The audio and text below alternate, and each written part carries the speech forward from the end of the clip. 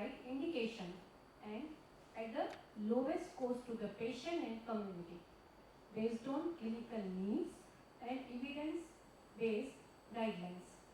So, before starting antibiotics, this point should be kept in mind and following key principles are to be followed. First, accurate diagnosis. First, confirm diagnosis, whether it is bacterial infection or viral. If it is bacterial infection, then confirm it is a which bacterial infection, gram positive, gram negative, aerobic, anaerobic, to confirm. Second, appropriate selection of antibiotic. It should be based on likely or confirmed infection and it should be based on the site of infection. For example, if there is a patient is having urinary tract infection, likely organism is E. coli. So, appropriate selection of antibiotic according to site of infection. Third, correct dose and duration according to clinical guidelines. There are each guidelines for the treating of infection. So, according to guideline, proper dose and duration is necessary. Fourth, patient-specific factors. You decide which patient require which antibiotic based on their age, renal function, liver function, and if patient is taking other drugs simultaneously. That should be kept in mind. If patient is having a renal disease, chronic kidney disease, certain dose adjustment to be done or certain antibiotic is totally contraindicated. So that should be kept in mind. That is patient-specific factors. Last, patient education is very, very important because when we start antibiotics for the proper infection is diagnosis is perfect and we start antibiotics. Patient will have a well-being after 2 to 3 doses. The patient will left antibiotic. Educate patient. You should complete your course at least for 7 days to prevent resistance. Now, case 1. 90% we are having this case. 30-year male presented with fever, headache, fatigue, runny nose, body ache for 2 days. On examination, there is a red nose, coryza, conjunctival congestion. He is having a tachycardia, blood pressure, RS, CVS, all things are normal. What is the provisional diagnosis in this patient? Upper respiratory. Yes, it is a viral infection. There is a coryza, upper respiratory infection. We will confirm by investigation, but provisionally it is viral infection. But patient is working. He is saying that I cannot afford to ill for longer period of a time. Please give me antibiotics. Then what is the role of physician? Will you give? Here comes fifth factor, patient's education. You are having a viral fever and antibiotics will not shorten the duration of viral infection. Viral infection takes time to recover at least 3 to 5 days. And mainstay of viral infection is rest, hydration and symptomatic therapy. That patient should know. As a physician, we should educate him. You are having a viral fever and there is no role of antibiotics. So, in this case, if there is a patient having a viral infection, no role of antibiotic is there and viral fever is the most common cause of a fever. Symptomatic treatment, supportive care are the mainstay of the treatment. Antibiotic should be avoided unless bacterial infection is suspected or it is confirmed. So this was case 1. Case 2.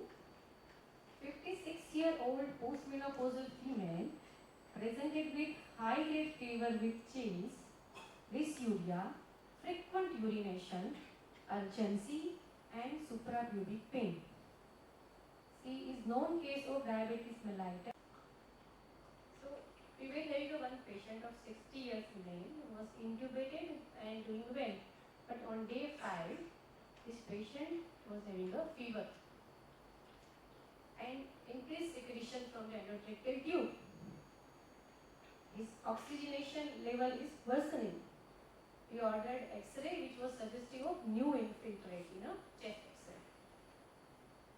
CBC suggestive of leukocytosis, CRP level was high, and we decided endotracheal tube culture we will send. So management in this case, provisionally it is a ventilator associated pneumonia. Since 5 days patient was on ventilator, and on day 5 oxygen requirement has increased. Patient become a more tachypneic, unstable. So we think there is something wrong. Patient has developed ventilator associated pneumonia.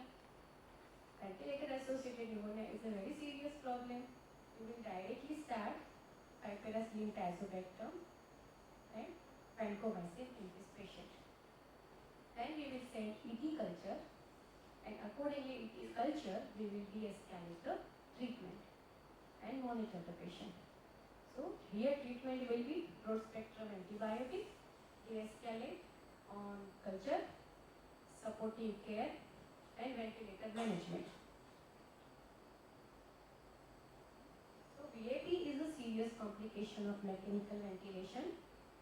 Prompt diagnosis and treatment are very crucial. Here, antibiotic, stewardship and infection control practices are essential as patient is intubated. So infection control measures to be taken. Regular ET care and hand hygiene before handling patient. All things are necessary. Infection control is having a infection control practice is having a crucial role in this case. So key point of rational use of antibiotics are: first is appropriate diagnosis, first confirm diagnosis, then appropriate selection of antibiotic, complete dose and duration as per clinical guidelines, consider patient's factors in mind, so patient ने काही comorbidities जोड़े check किए, and lastly patient's education, educate patient that this is antibiotic, do not share your antibiotic to each other, or do not use the leftover antibiotics.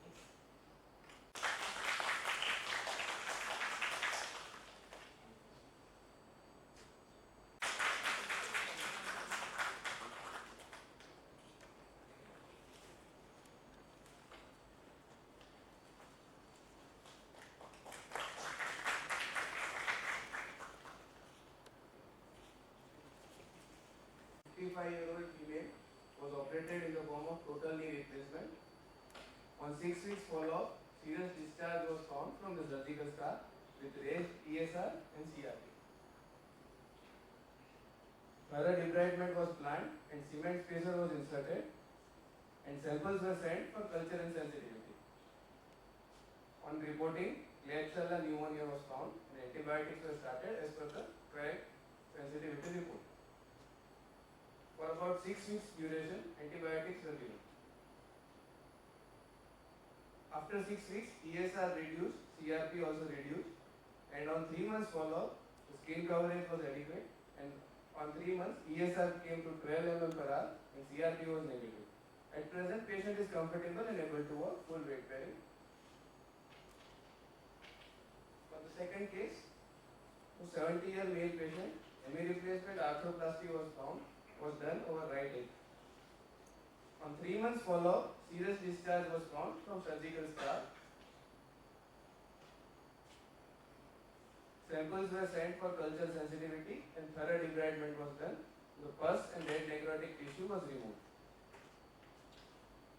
On culture sensitivity report, Klebsiella was found and antibiotics were started.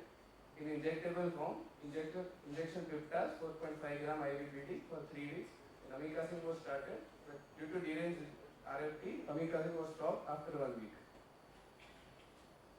On 3 weeks follow-up, ESR reduced to 12 mm per hour and CRP came to +6 with adequate skin coverage. 6 months follow-up shows no sign of infection. ESR reduced to 6 mm per hour and CRP was negative, and patient was comfortable. Case 3, it was a 9-year female patient with chronic osteomyelitis with raised ESR of 72 mm per hour and CRP was 48. X-ray showed osteolytic changes and samples were sent for culture and sensitivity, which showed Staph aureus. Antibiotics were started as per the report in the form of tablet orally, tablet levofloxacin and tablet doxycycline for adequate duration of 6 weeks. After antibiotic coverage, about 6 weeks, ESR reduced to 12 mm per hour and CRP became negative. On 3 months follow-up, newborn formation was seen on X-ray and no signs of infection. You can see the local skin coverage which was healed. Thus, from these 3 cases, we can conclude with proper microbiological reporting and clinical correlation, proper culture sensitivity collection and processing, we are able to achieve good outcome clinically, radiologically and functionally. With targeted, appropriate and judicious antibiotic treatment for required duration and appropriate dosages, even in dreaded conditions like bone deep infection, including periprosthetic joint infection and osteomyelitis. Thank you.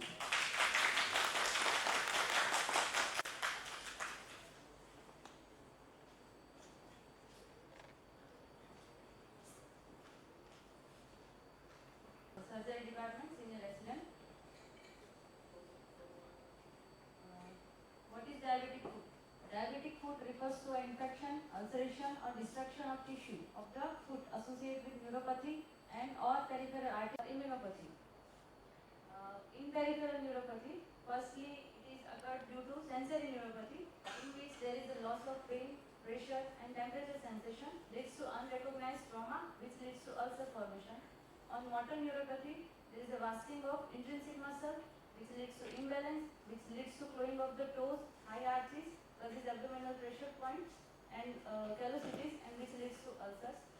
In autonomic neuropathy, it leads to reduced sweating, which leads to dry skin, which leads to cracks and pressure, which leads to increased AV shunting, which leads to warm surrounding skin, which leads to bounding of pulses but reduced nutritive blood flow, which results there is a foot become painless, deformed, dry foot, prone to injury.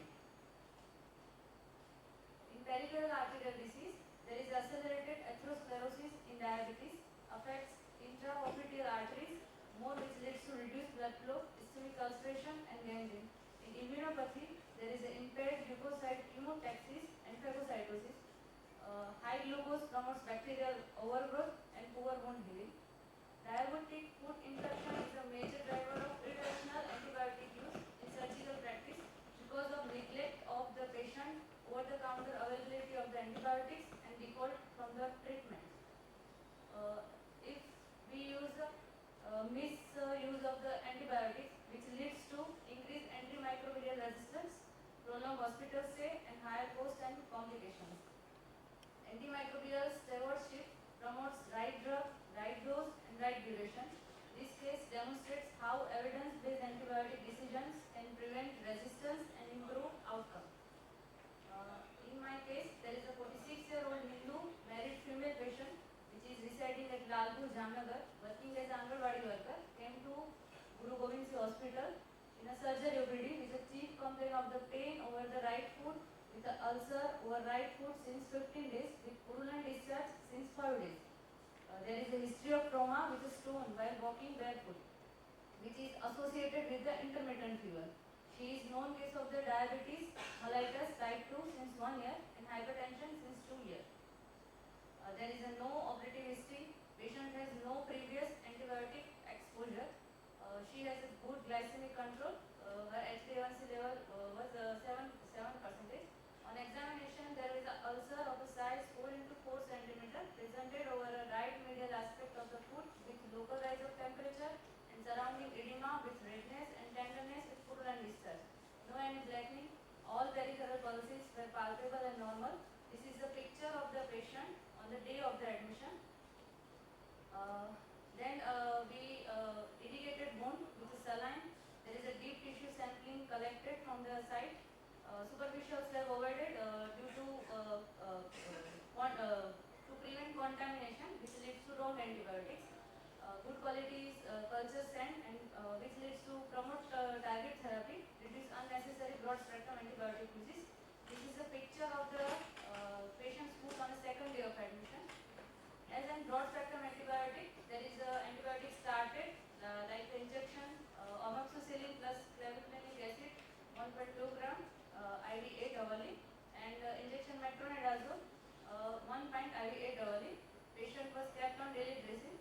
There is a picture which shows third day of admission and fifth day of admission. After the sending of the culture sensitivity report, we get organism Proteus mirabilis and there is a antibiotic sensitive for that organism and we started. Then we send the 7th day culture. On the 7th day culture report, there is a Klebsiella pneumonia present and we started antibiotics. According to culture sensitivity report, we start injection meropenem 1 gram IV 8 hourly for 21 days. Patient's culture sensitivity report shows no pathogen growth after 30 days of treatment. Patient has significant improvement, clinically also wound healing, granulation tissue improvement, fever resolved, CRP level drastically decreased from 85 to 20 milligram per deciliter. These are the pictures showing the 10th day of wound, 15th day of wound, 20 days of wound and 30 days of wound. Addressing local and systemic part also added in recovery. Glycemic control, antibiotic diet, high protein diet, proper food care along with daily meticulous dressing, taking aseptic precaution and using codeine iodine solution and applying sterile dressing help in dressing, helping judgment. Are we aware? Yes, we are aware. And that's why here it is that behavioral change in communication for rational prescribing. That our behavior is good, is rational, and we need to sustain it. Because see the stories of marketing of the drug, vancomycin, 1953, 1958, to till meropenem, which is marketed in 2000. And see the honesty, rationality in prescription by the physicians at global level, that we are keeping these drugs in still pre-authorization. So we are prescribing antibiotics wisely, but need to awake and sustain our awakeness. That is being needed. And that's why it is here that the new generation which is coming up, your juniors which are coming up, they are influenced by you. And to sustain rationality in prescription, we need to put efforts. BCC, that is behavioral change in communication, is a process of interactive communication aiming to influence an individual community behaviors. So what Sneha madam told, that need to educate the patient. But problem with us is time constraint. OPD rush, indoor patients, rounds, operation, everything, right? So in this time constraint, you need to activate yourself and you need to percolate your knowledge to the new generation which is being trained by you. It uses evidence-based strategies to promote positive health practices, focuses on motivating individuals towards healthy decision making. Key in disease prevention and health promotion.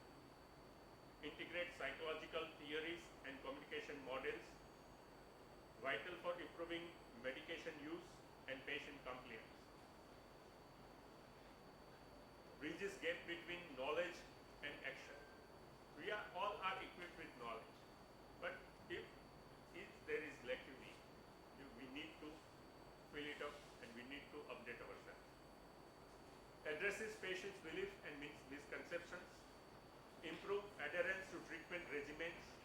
Adherence doctor-patient relationship, which is very much important nowadays, because CPME course ATCOM, which is being implemented in communication skill to the undergraduate MBBS students.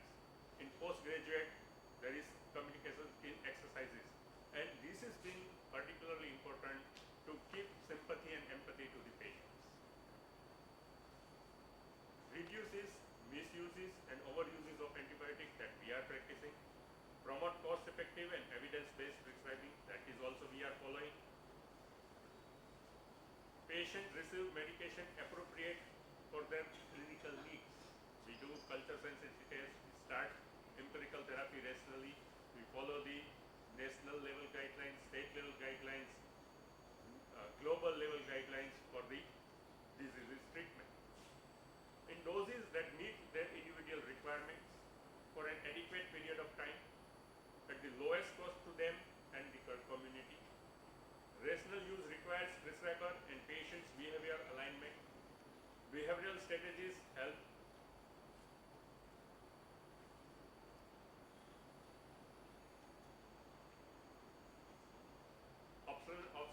operationalize rational use.